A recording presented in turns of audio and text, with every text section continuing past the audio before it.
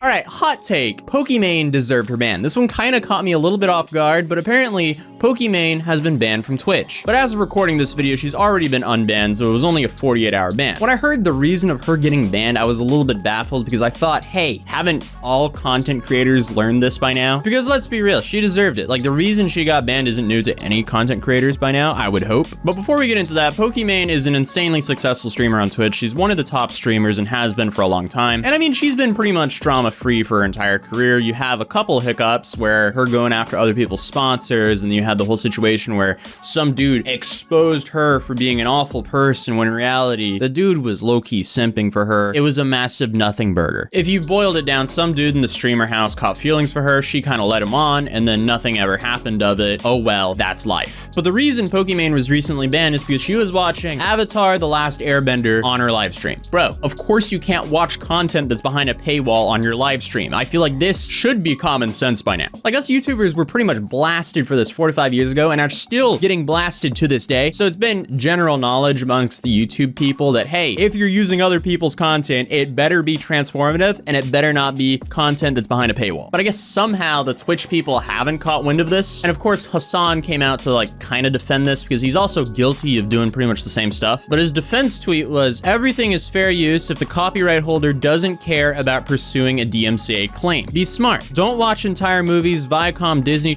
or new episodes and stop snitching. Bro, you guys literally stream in front of like 50,000 people at a time. No one's snitching. You're snitching on yourself. That's like committing a crime in front of an entire stadium. And then you have the tweet itself, which is just kind of like, hey, it's okay to steal, guys, as long as the owner doesn't notice and no one snitches. Do I even need to say that's a moronic statement? But I guess the main argument that people keep bringing up is, what about video games? That's also copyrighted material, but the entire video game industry has realized that it is very good to have a big YouTuber or streamer playing your game, because normally a game can be played a million different ways. When a viewer sees a streamer they like have fun playing a game, most likely they're going to want to play that game themselves. But if the viewer watches Avatar: The Last Airbender on Pokimane's stream while she's in this like tiny corner on the bottom of the screen, most likely they're not going to go out and buy that. I feel like that's kind of a given. But the streamer CoCarnage tweeted this thread saying, random question with no real context. Noticing a lot of streamers are watching shows and reacting. No shade, more power to them, but I mean, is this okay to do? Are these like public domain shows or something? Do larger companies just not care about folks restreaming their stuff? Also, for all the people thinking I'm feigning ignorance here, that ain't the case. Justin TV got hammered for this when it changed to Twitch. Now people do it all the time. I figured something had to have changed. I just didn't know about to see if as much as we do. I don't do it myself and I don't plan to do it, so I never really looked into it. The whole point of the tweet was to find out if I'd missed something. It's concerning to see nothing has really changed and a lot of solid streamers are taking huge risks. Maybe VOD deletion is enough? And to that, we had Cinnamon Toast Ken who replied,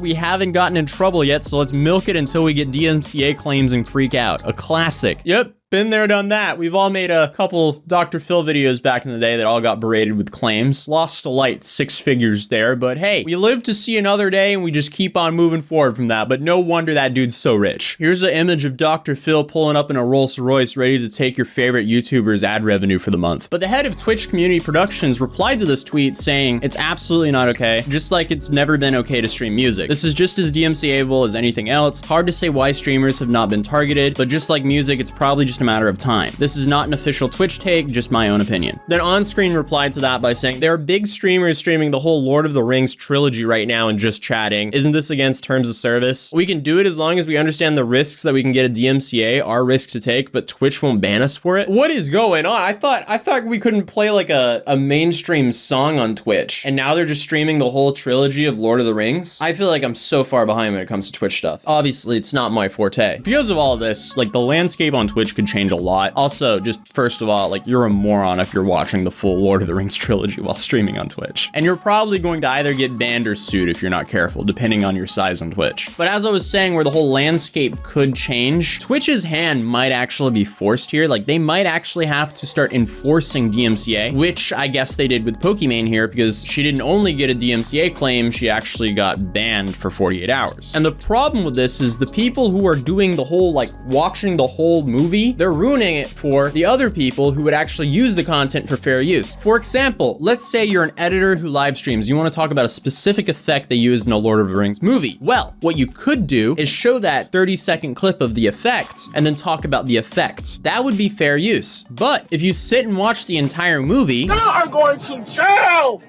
Period! But the problem is, if Twitch has to start enforcing copyright here, the first scenario may not even be allowed to happen on Twitch anymore. So for those of you who don't know, this is a quick segment I want to call How to Make Transformative Content. Step 1, have an opinion or do something that adds to the content. Don't include the entire content without editing it. And congratulations, you've transformed the content. And step 2, make sure step 1 is implemented before uploading the content. Just because you're drinking coffee in the bottom right corner of the screen as the movie is showing doesn't mean it's transformative.